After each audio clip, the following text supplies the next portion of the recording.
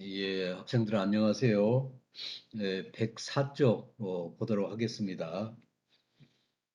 뭐 시험에 관한 것은 이제 메일 보내줬고 또 공지사항에 올렸습니다. 어, 뭐 시험 보기 일주일 전에는 시험에 대한 뭐 주의사항 그래가지고 다시 메일을 보내드리도록 할게요. 자, 오늘은 104쪽입니다. 지난 시간에는 그 좌파 독립단체 의열단에 대해서 공부를 했어요. 결론적으로 말하면 어, 중국이란 나라가 우파의 그 장개석과 좌파의 모택동 이렇게 해서 서로 나누어 있죠. 태생적으로 어, 그런 상황이었기 때문에 우리나라 독립군도 뭐 우파의 상해 임시정부, 좌파의 의열단 이렇게 나누어질 수밖에 없었다. 다만 그 중에 딜레마, 특히 좌파의 딜레마가 뭐냐? 어떻게 좌파라고 그러면 모택동한테 뭐 재정적, 뭐 전술적, 뭐 여러 가지 의존해야 되는데, 소위 우파인 장개석의 돈을 가져다가 또는 장개석이 운영하는 이제 그 육군 사관학교에 이제 보내서 독립군을 양성했다. 뭐 그런 문제가 있었다는 걸 말했고, 의열단이 이 총체적으로 또는 결과적으로 보면 좌파의 의열단의 역할이 우파의 상해 임시정부보다 더 컸다라고 말할 수 있죠. 다만 1940년 해방되기 5년 전의 상황은 상해 임시정부 역할이 더 컸다라고 말을 할 수가 있겠습니다. 자, 의열단은 1919년 11월에 길림성에서 결성되지요. 이거 알아야 됩니다. 그래가지고 1935년에 소위 발전적 해체를 해요. 해체하고 다시 민족혁명당으로 재탄생합니다. 왜 그랬는가? 그 문제를 여기서 잠깐 이제 보도록 하지요. 1935년의 그 상황은 쉽게 말해서 일본의 방해 공작으로 인해서 상당히 독립운동하는 것이 쉽지 않았다라고 할 수 있어요. 그래서 좌파고 우파고는 자기 나라가 아닌 외국, 중국이나 러시아 영토에서 독립운동을 하죠. 특히 만주지요. 그런데 1931년 만주 사변을 일으켜요. 일본이 무주공산 만주를 차지하겠다라는 계획을 세우고 실제로 이제 관동군을 거기 투입을 하죠. 그래서 어, 거의 이제 만주를 장악할 수 있는 그런 환경에 이릅니다. 어떻든 좌파든 우파든 전투를 하는 그런 단체는 전부 다 이제 만주회가 있습니다. 그리고 상해는 이제 우파의 상해 임시정부도 있고 합니다만은 어떻든 여러 단체가 통합을 해야 되겠다라는 거예요. 근데 일본의 식민지 정책은 어, 한마디로 말하면 조선 사람들의 분열 정책이다. 어, 쉽게 말해서 어, 쉽게 말해서 조선 사람들이 서로 이제 내분으로 싸우게 만드는 거예요. 예, 맨투맨 작전으로 두 사람의 큰 인물이 있다 그러면 이 사람한테 가서는 저쪽에서 너와 경쟁자인 제 A라는 사람이 너를 비방한다. 또 B라는 사람에 같아서는 또 서로 이렇게 반대로 얘기하는 거예요. 그래가지고 소위 이제 오해를 어, 그것이 서로 이제 적대 관계를 통한 분열이 일어나면 어, 식민지를 쉽게 통치할 수 있다. 그렇게 말할 수가 있겠네요. 어떻든 독립운동을 하는 사람들 간에도 이런 분열 정책이 보편화됐다. 어, 그래서 통일을 해야 되는 상황에서 이런 분열 정책은 이제 암적 존재지요. 따라서 뭐 좌파다 우파다 서로 대립할 것이 아니라 우리 하나로 통합을 하자라는 거죠. 뭐 이렇게 될 수밖에 없는 시대적 배경은 당시 거기 이제 딱 중간에 보면요 30년대 후반이죠. 그러니까 1935년 이후 좌파 우파가 분열을 벗어나서 통합할 수밖에 없는 상황. 통합하지 않으면 뭐 버텨낼 수가 없는 상황이죠. 어, 직접적 그 원인이 뭐냐? 거기 보면 당시 독일과 이태리, 일본 뭐 다 알다시피 2차 대전의 주도 세력이지요. 소위 패전국 세 나라 그러면 독일, 이태리, 일본 이런 이제 파시즘이 등장해가지고 에, 한치 앞을 알 수가 없는 거죠.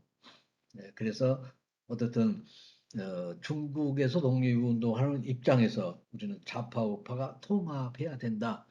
첫째 요건이 당시 시대의 분위기는 독일과 이탈리아, 일본이 2차 대전에서 전승국으로 간다면 뭐 거의 뭐 독립은 없는 거죠. 그래서 여기에 효과적으로 대응하기 위해서 이제 통합하자는 거고 두 번째는 당시 공산주의가 통일을 지향했다. 공산주의 내에도 이제 서로 파가 있겠죠. 그런데 공산주의도 통합하지 않으면 장래가 없다. 어, 그렇게 해서 통일 전선을 지향했다. 그 영향으로 중국에서 독립운동하는 좌파 우파도 전부 모여서 통합을 목표로 했다는 겁니다. 그래서 실제적으로 열이면 열 사람 다 좌파고 우파건 통일 전선 통일은 예, 시대적 분위기였다. 한마디로 위기 의식을 느꼈다. 통합하지 않으면 우리는 단체 독립운동을 중지할 수밖에 없다. 그래서 좌파건 우파건 어떻든 통합해야 된다는 그 전제는 서로 인식을 했다. 그런 얘기가 되겠네요. 그래서 일단 이제 모여서 서로 논의를 하게 된 거죠. 그래서 좌파 우파 통합한 새로운 당 하나를 만들어서 효율적으로 항일 투쟁을 하자는 거죠. 그래서 이제 1차 대회가 2차 대회가 이제 3차 대회가 있네요. 맨 밑에 보면 1935년 2월에 대일전선 통일동맹 3차 대회를 열었다. 그래서 이 3차 대회 때는 좌파 우파 모든 독립단체가 이제 모여서 드디어 논의를 하게 됩니다. 105쪽 보면 이제 그 회의에 9개 단체가 참석했다.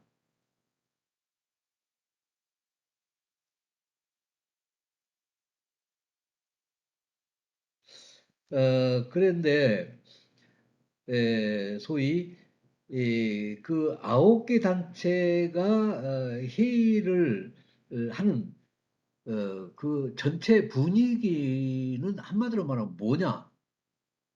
쉽게 말해서 당시 상위 임시정부도 좌파인 의열단도 다 여기에 참여했는데 결국 의열단 중심으로 한 통합이라는 거예요. 서로 어, 그, 그 독립기구에 뭐 인적 자원이나 물적 자원이나 뭐 그런 것을 이제 고려해서 서로 통합하는 것이 아니고 무조건 공산주의, 사회주의인 의열단 좌파 중심의 통합이다라는 거예요. 그래서 뭐 지분을 쉽게 말하면 통합이라고 하면 지분을 일정 부분을 가져야 됩니다. 그런데 거의 대부분의 그 직위를 의열단이 갖겠다, 의열단이 주도하겠다. 그것을 백범 김구가 이제 간파를 했습니다. 그래서 그렇다면 이런 회의에 소위 둘러리로 설 수는 없다. 그래서 백범 김구가 이제 여기서 탈퇴를 한다. 그렇게 되어 있네요. 백범이 왜 탈퇴할 수밖에 없었냐? 그럼 그 위에서 여덟째 줄 보면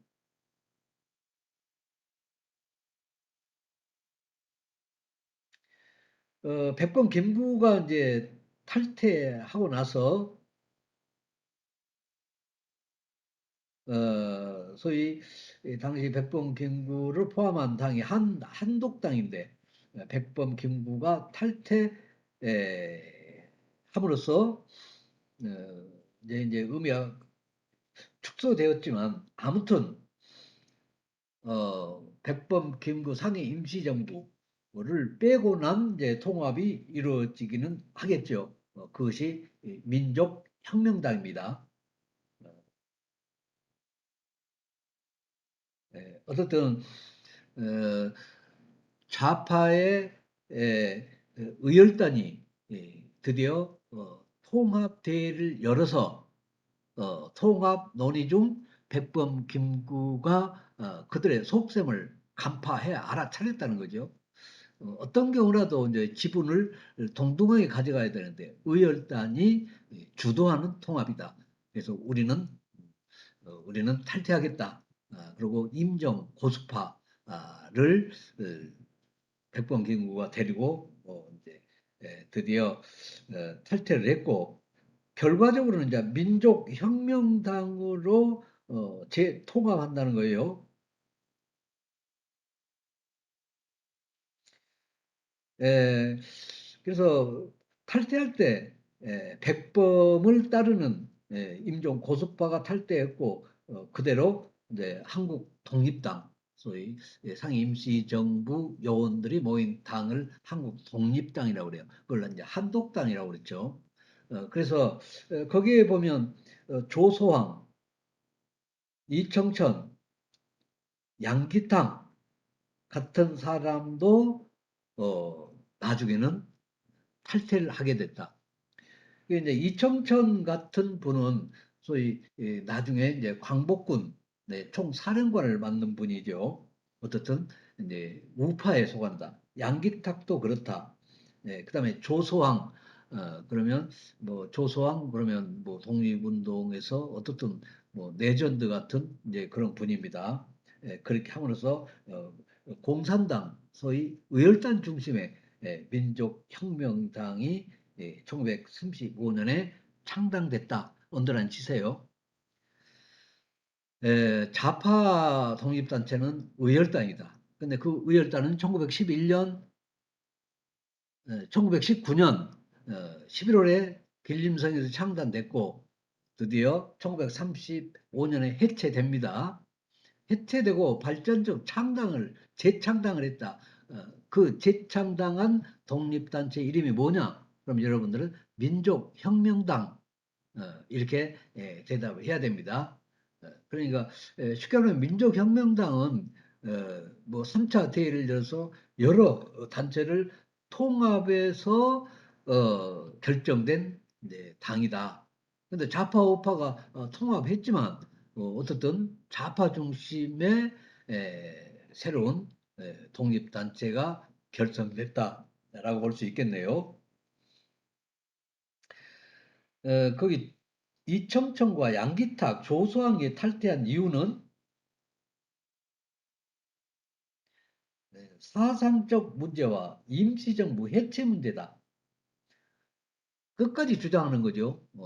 좌파단체들은 아예 뭐저 상해 임시정부 거기 요원 뭐 구성원도 별로 없지 않느냐. 뭐 기껏해야 뭐 10명도 안 되고 뭐 기껏해야 한 7, 8명 된 듯한데 뭐 그거 유지할 필요가 있느냐. 아예 해체해버리고 어 우리 좌파 쪽으로 와라. 네, 그런 문제.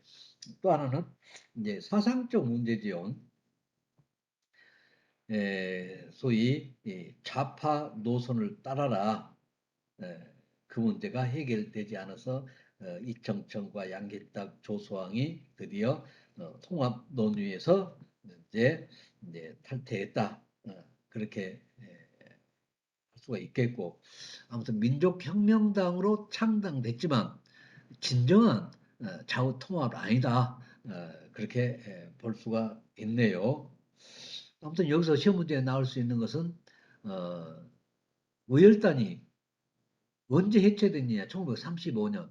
해체된 다음에는 무슨 단체로 거듭났느냐? 민족혁명당. 민족혁명당으로 재탄생했다. 뭐 어떤 발전적 의미죠. 어, 시대 상황이 아주 복잡하게 돌아간다는 거예요. 그래서 뭐 어떤 단일한 또는 그 다양성이 부족한 의열단을 좀 다양하게 만들어 재창당한 것이 민족혁명당이다. 라고 있고 뭐 어쨌든 당의 창설과 그 소위 해체 그 연도는 반드시 이제 알아둬야 된다라고 할 수가 있겠고요.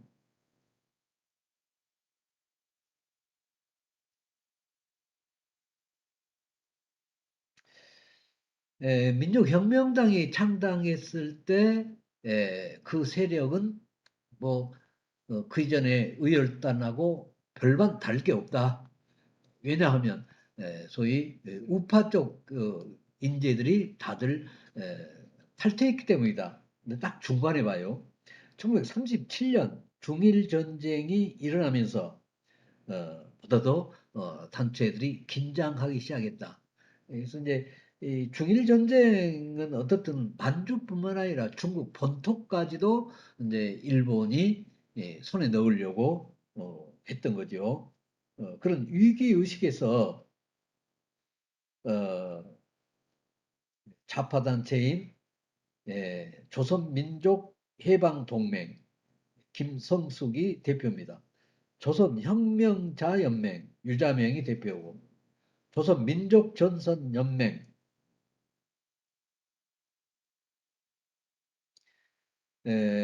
어떻든 공산주의 사회주의에서도 실세였던 그런 몇 개 당들이 서로 통합을 해서 시너지 효과를 높여갔다.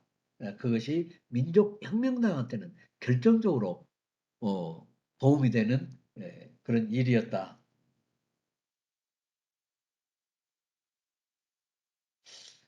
그래서 특히 김성숙과 유자명은 원래 의열단 단원이다.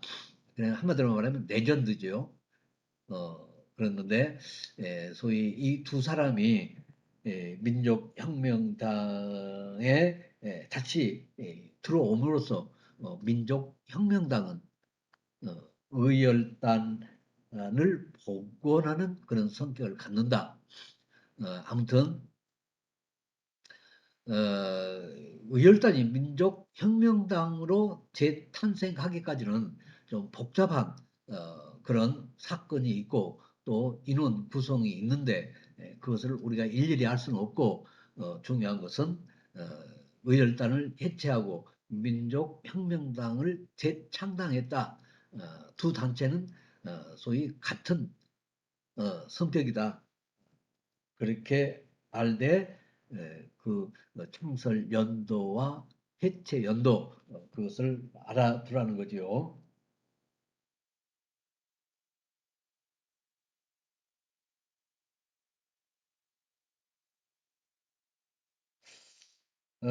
근데 이제 1937년 중일 전쟁이 일어나고부터는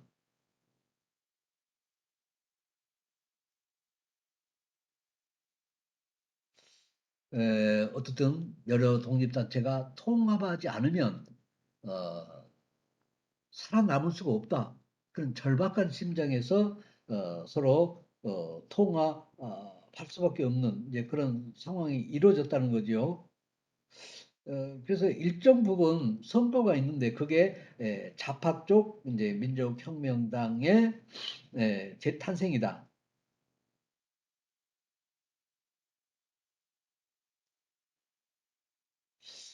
어, 그런데 이 당시만 하더라도 1937년이죠.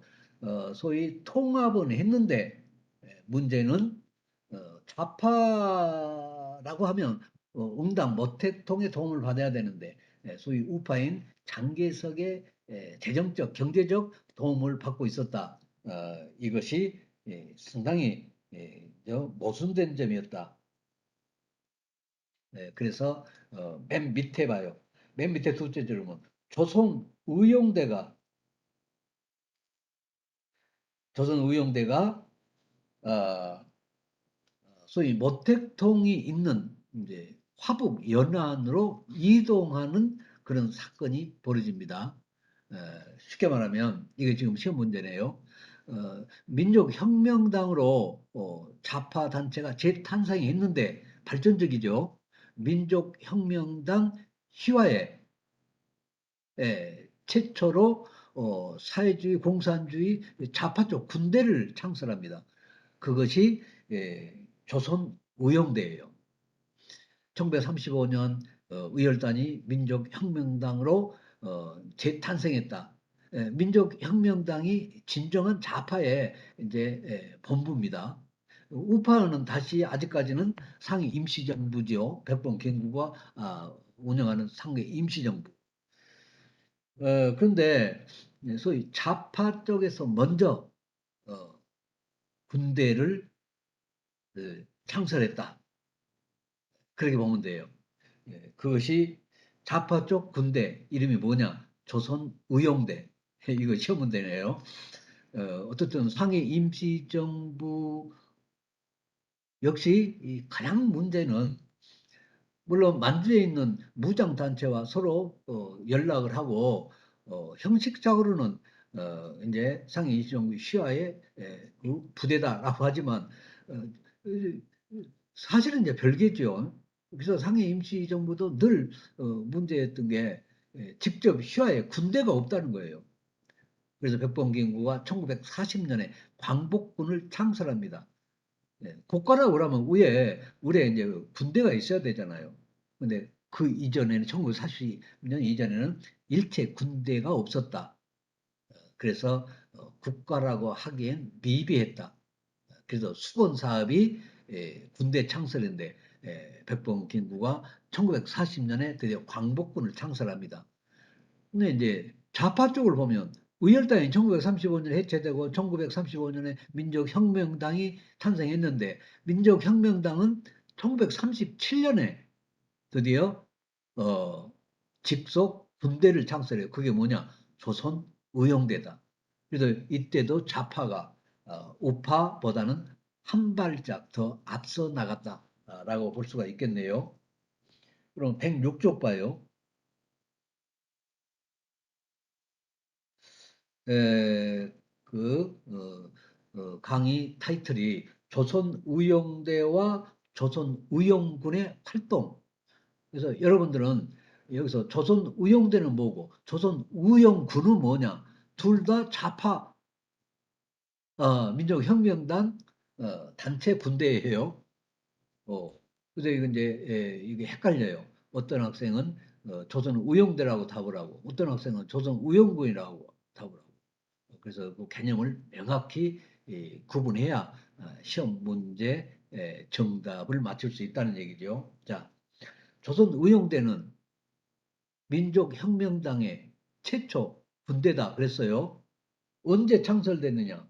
1938년 10월 무안에서 결성됐다. 광복군보다도 2년이 앞서네요.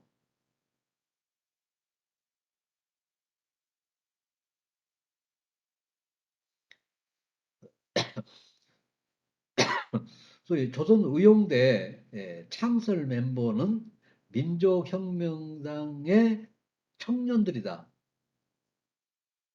다시 말해서 그 청년 민족혁명당의 청년들이 1937년에 성자분교에서 교육을 받았다. 성자분교는 중국 육군 사관학교 분교예요. 소위 장개석이 운영하는 우파 쪽 육군 사관학교이죠. 그래서 이 육군 사관학교에 소위 상위 임시정부군 의열 민족혁명당이 그 좌파나 우파 모두 단원들을 양성할 때 위탁 교육을 했던 그런 학교다. 근데 이제 젊은 청년들이 조선의용대를 결성했다라고 했죠. 1901년 전에 37년 성자분교에서 교육 받을 때 그때 이미 계획을 했다는 거죠. 우리가 졸업을 하고 나가면 자 우리가 군대를 만들자. 최초의 좌파 쪽 군대를 만들자. 그렇게 해서 드디어 1938년에 군대를 결성했다. 부대 이름이 뭐냐? 조선의용대다. 그런 얘기네요. 여기에서 포인트는 젊은 단원들이 젊음의 방점이 있어요. 여러분들도 지금 어떻게 하면 취업도 잘 안 되고 뭐 여러 가지로 어려운 점이 많고 뭐 그렇지만 그렇다고 기죽을 필요는 없어요. 여러분의 크나큰 자산은 유스, 젊음이에요. 젊음. 그래서 여러분들은 앞으로 수많은 기회를 맞이합니다. 기회를. 그거를 포착하느냐, 잡느냐, 못 잡느냐는 여러분들이 준비가 됐느냐, 안 됐느냐, 그 문제예요. 지금 뭐 상황이 암울하지만 열심히 준비를 하고 있으면 조만간 기회가 옵니다. 그 기회가 왔을 때 기회라는 열차에 올라타야 돼요. 그 열차가 왔는데도 아직 근처에 있지도 않고 뭐 차표도 안 끊어놓고 그러면 그 뭐 1분 동안 정차하는데 탑승할 수가 없죠. 자 여러분들 현재는 앞날이 암울한 듯하지만 지금 서서히 저쪽에서 지금 기회라는 열차가 오고 있어요. 그, 그 열차에 올라타기 위해서는 준비를 해라. 시간을 낭비하지 말아라. 이제 그런 얘기네요.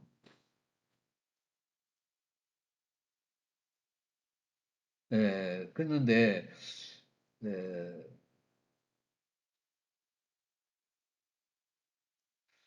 당시 좌파 민족혁명당은 소위 모택동의 지시를 받았다. 아니네요. 장개석의 지시를 받고 이렇게 또는 재정적 지원을 받는다. 거기에 극좌 청년들이 불만을 가져요.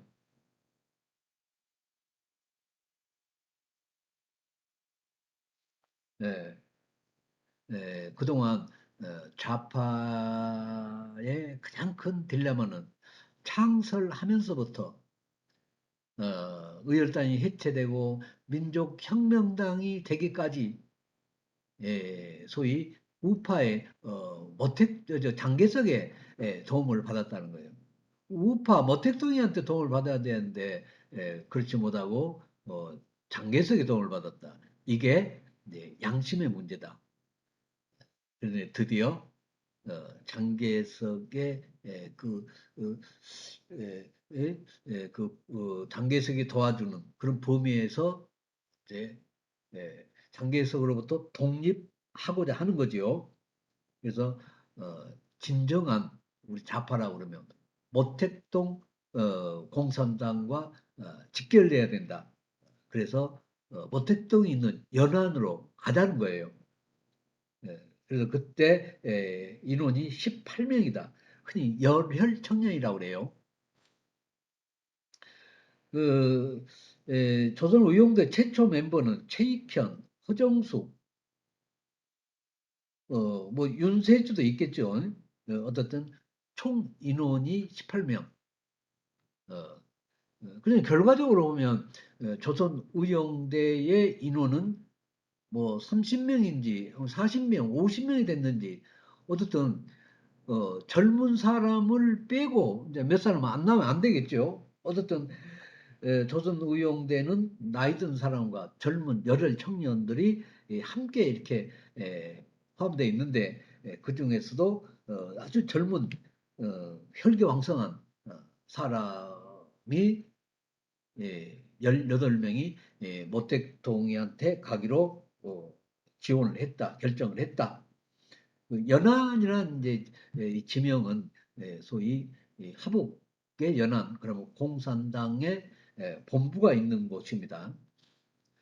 그래서 해방되고 북한의 공산주의가 이렇게 성립되면서 김일성의 마지막까지 김일성한테 도전, 김일성의 경쟁자였던 사람들이 이 연안파라고 그래요.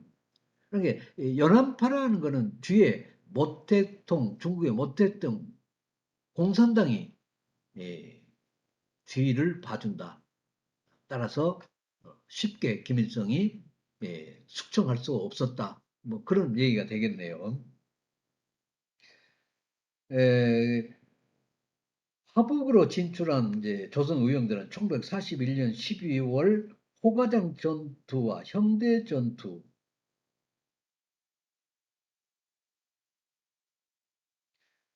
어, 쉽게 말해서 중국 땅은 넓지요. 그래서 특히 이제 충칭, 원래 소위 중국 수도 충칭에 그 본부가 있었는데 이렇게 장기사한테 의지할 수 없다. 그래서 젊은 사람들이 드디어 화북으로 출발합니다. 그러면 수만리가 되는 거죠. 그래서 모택동이 있는 연안까지 가는 도중에 큰 전투를 하게 돼요. 그것이 호가장 전투, 형대 전투. 그래서 이제 중간중간 이제 죽는 단원도 생겨나고 하겠지만 어떻든 내륙 깊이 들어가 가지고 연락을 할 수가 없게 돼요. 그래서 1942년 5월에 젊은 군대들과 연락이 두절이다. 그렇다면 충칭에 남아있는 조선 의용대 나이 먹은 사람들은 어떻게 해야 되느냐 이 문제가 있어요. 그 중에 대표가 이제 김원봉이죠. 그래서 백범 김구가 이제 선거 초려를 했다고 볼 수 있죠. 젊은 사람이 떠나버린 조선 의용대, 공산당 군대지요. 조선 의용대. 거기에는 이제 그야말로 레전드로 여겨지는 김원봉이라는 전설적 인물이 있어요. 그래서 백범 김구 선생이 직접 만나서 어, 뭐 실제로 젊은 사람들이 다 떠나버렸는데 할 일이 뭐 있겠느냐? 그러지 말고 우리 우파 강복군으로 들어오십시오.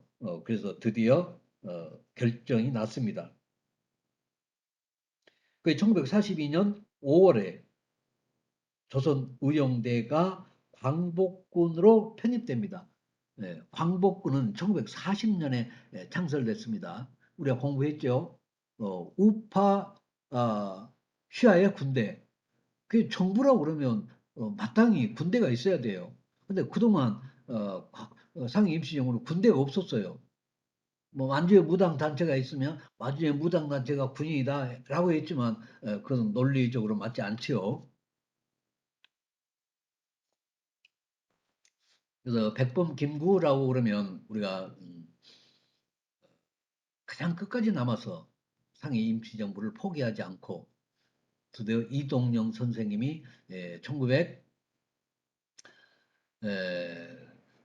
1900 몇 년인가요? 선생님이 잊어먹었네요. 충칭에 도착하기 직전에 이동영 선생이 돌아가셨어요. 정치 지주. 당시 주석이었죠. 그래서 그 바톤을 이어간 것이 백범 김구입니다. 그래서 백범 김구 선생이야말로 참 대단하고 상해 임시정부의 전부다. 뭐 그렇게까지 생각하는데 실제적으로 역할을 한 것은 큰 역할을 한 것은 1940년 광복군을 창설하면서부터다. 그래서 광복군으로 좌파 조선 우영대를 꾸려들였어요. 그때 들어온 사람이 누구냐? 김원봉이다. 그런 공부를 했죠. 그래서 광복군을 1지대, 2지대, 3지대로 나누는데 1지대 대장이 김원봉이에요. 그래서 세 개가 있으면 그중에서 가장 선임 부대가 그 군대를 대표하는 거예요. 그래서 김원봉을 영입을 하고 그다음에 김원봉을 조선 광복군의 일지대 사령관으로 임명을 했다라는 것은 광복군의 입장에서 보면 크나큰 수확이다. 그래서 뭐 조선 의용대 김원봉 조선 의용대가 광복군으로 들어올 수밖에 없는 이유. 젊은 사람들이 18명이 소위 모택동한테 뛰쳐갔는데 소리 연락이 안 된다는 거예요. 그러니까 하염없이 그 사람들을 뭐 기다릴 수도 없는 거죠. 처음 갈 때는 우리가 잘 기초를 닦아 놓을 테니 나이 드신 분들도 나중에 연락을 하면 화북 연안으로 오세요 라고 했겠죠. 그런 약속은. 그런데 연락이 끊겼다. 그래서 광복군으로 갈 수밖에 없었네요. 그러면 자 열흘 청년들 입장에 볼 때는 아이고야 나중에 우리 따라오기로 한 그 나이 드신 분들이 그새를 못 참고 백범 김구 광복군으로 들어가 버렸어요. 그럼 이제 조선 의용대는 소위 군대가 없어진 거예요. 그 젊은 사람들 입장에서는 우리 모체 우리 조선 의용대 어디 갔지? 광복군으로 들어가 버렸다는 거예요. 그러면 조선 의용대는 없어졌어요. 이 지구상에는 없다. 중국에는 없다. 그러면 어떻게 하느냐? 다시 우리가 좌파 군대를 결성해야 된다. 그 결성한 것이 조선 의용군입니다.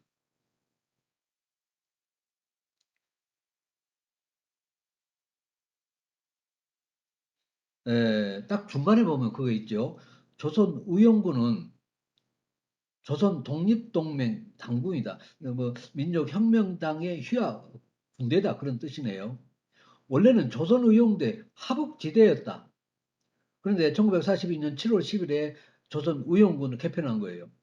1942년 5월에 김원봉 그 나이 드신 그런 좌파 쪽 사람들이 광복군으로 와버렸고 2달 후에 여기는 지금 7월로 나왔네요.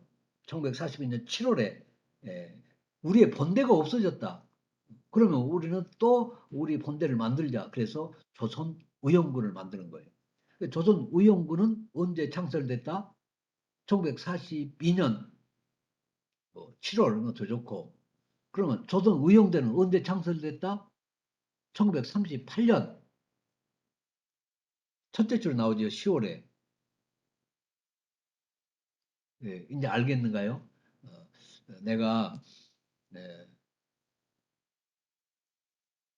네, 이 군대는 1937년 성자분교에서 교육을 받았던 젊은 사람들이 부대를 만들었다.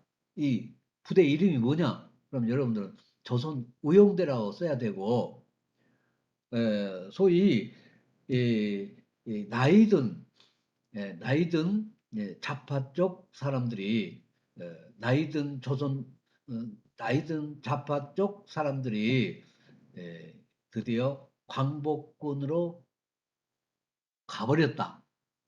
따라서 화북지방으로 진출한 젊은 사람들이 새로운 부대를 만들 수밖에 없었다.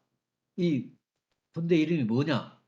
1942년 7월에 결성됐다. 그럼 여러분들은 이제 광복군이라고 해야 돼요. 여기서 핵심은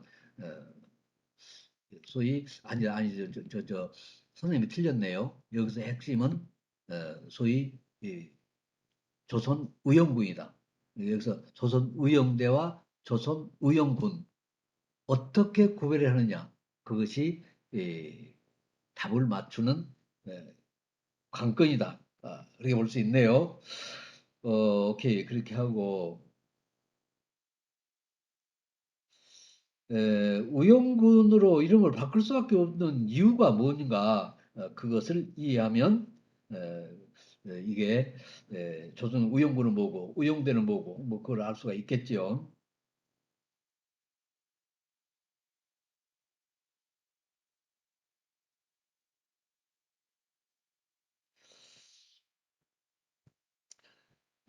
그런데 여기에 보면 밑에서 여덟째 줄 와요.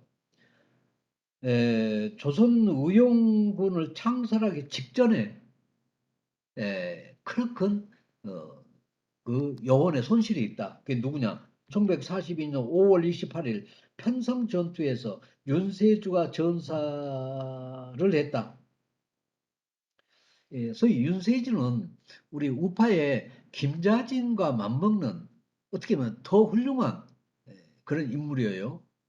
그래서 조선 우영대 만들 때 소위 그 12명인가가 만들었는데 아니다. 의열단을 만들 때부터 12명이 만들었는데 그게 핵심 인물이에요. 그래서 여기 보면 윤세주가 1942년 5월 28일이죠. 전사를 했다. 소위 윤세주는 일당백입니다. 근데 지금 중국에 가면 아주 그 무덤이 화려하게 써놨다는 거예요. 당시 중국과 일본이 대부대가 전쟁을 하기 직전인데 중국군 입장에서는 시간이 필요해요.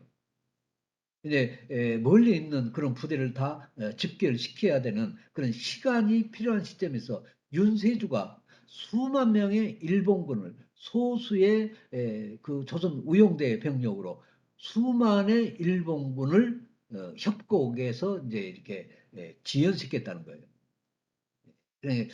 협곡의 지형을 이용해서 어, 수십 명의 조선 우용대, 윤세주를 포함한 수십 명의 조선 우용대가 수만의 일본군을 이렇게 움직이지 못하게 이렇게 만들었다는 거예요. 그 사이에 중국 군대가 사방에서 다 집결해가지고 결국 중국 군대가 승리하는 그런 이제 결과가 와요. 그래서 중국에서는 윤세주를 영웅시한다. 그래서 무덤도 현재 아주 화려하게 그렇게 꾸며뒀다라는 이제 기사를 선생님이 읽었어요. 맨 밑에 넷째 줄에 뭐 그런 문제가 있죠. 아무튼 윤세주가 전사했다는 그런 이제 통보를 받고 중경에 충청에 남아있던 그런 조선 우영대 나이 먹은 사람들이 이제는 뭐 기댈 것도 희망도 없다. 그래 백범김구가 저렇게 사정을 하는데 우리 입장에서도 광복군으로 들어갈 수밖에 없다. 나이 먹은 사람들이 도대체 무엇을 하겠는가? 그래가지고 광복군 일지들을 편입을 했다. 그런 얘기가 나오네요. 그래서 소위 윤세지를 잃은 슬픔과 함께 하북지대, 연안 하북지마을로 갔던 젊은 이런 사람들이 에, 드디어 독자적인 조선 우영군으로 개편할 수밖에 없었다. 조선 우영군을 결성할 때 맨 밑에 줄 와요. 당시 중국 공산당과 면밀하게 이렇게 논의했던 그런 이제 흔적이 있다. 그게 뭐냐? 쉽게 말하면 당시 모택동 이제 군대를 팔로군이라고 하는데 그 모택동 군대 팔로군의 포병 사령관이었던 무정이 조선 우영군 사령관에 취임했다. 조선 우영군 1942년 7월에 결성됐다고 그랬잖아요.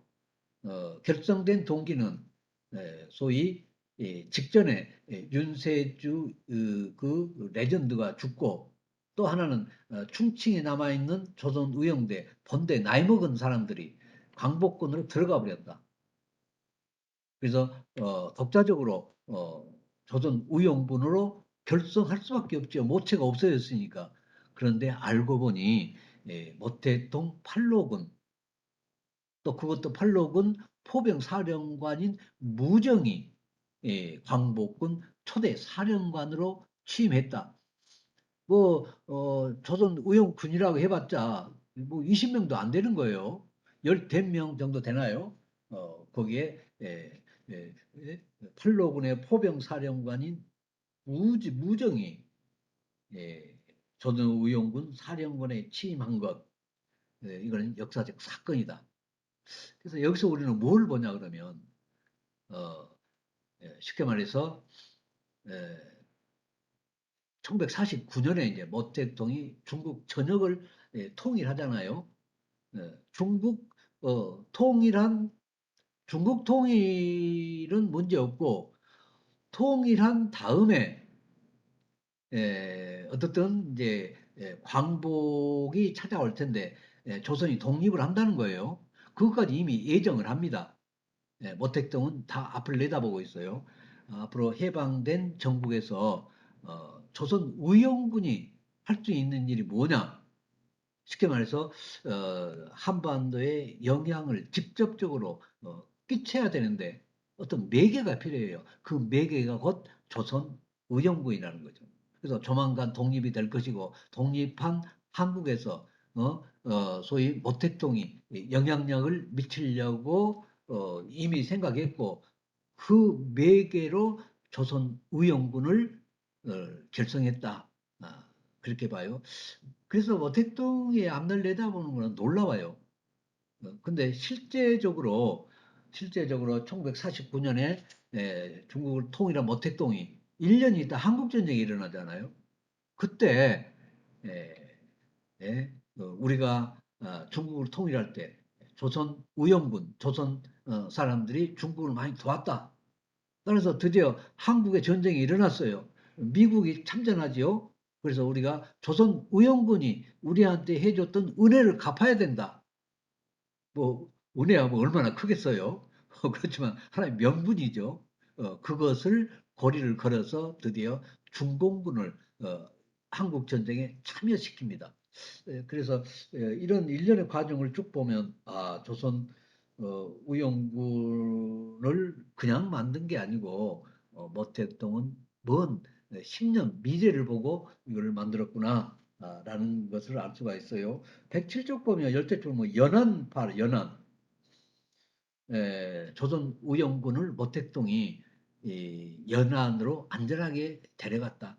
근데 윤세주가 전사하고 나서 전투력이 아주 약해져요.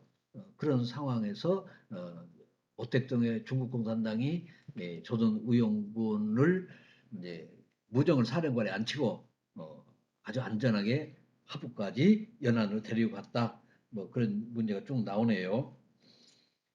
조선 의용군은 뭐 강복군과 그 역할이 비슷합니다. 이런 문제는 다음 시간에 한번 보도록 할게요. 자, 오늘은 여기까지 하고요. 자, 어, 김정창, 최태경, 박세연, 김경희, 이승환, 정석훈, 양진우, 한동엽, 오지원, 권호정, 문지양, 석윤주, 교수님 정석훈 전현숙, 왔습니다. 누, 정석훈. 그래서 아까 뭐 석훈, 그렇지. 석훈이 출석. 또 교수님 석성훈, 김정창 왔습니다. 정창희, 오케이. 석윤주 왔습니다. 석윤주, 윤주가 어디가 있냐? 석윤주, 그렇지. 석윤주 출석. 네, 박소은 출석했습니다. 박서훈 출석. 이은지, 박태린. 또 얼른 한번 다시 부를게요. 최태경, 박세연, 네, 교수님, 이게 최태경 어, 출석했습니다. 최태경 출석. 박세연, 이승환, 김경희, 양진우, 한동혁, 오지원, 권호정, 문지영, 전현수, 박태린, 이은지 수고했어요. 이모서.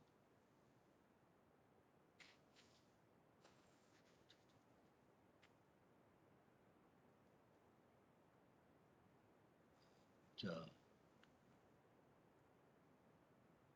한국사 이제.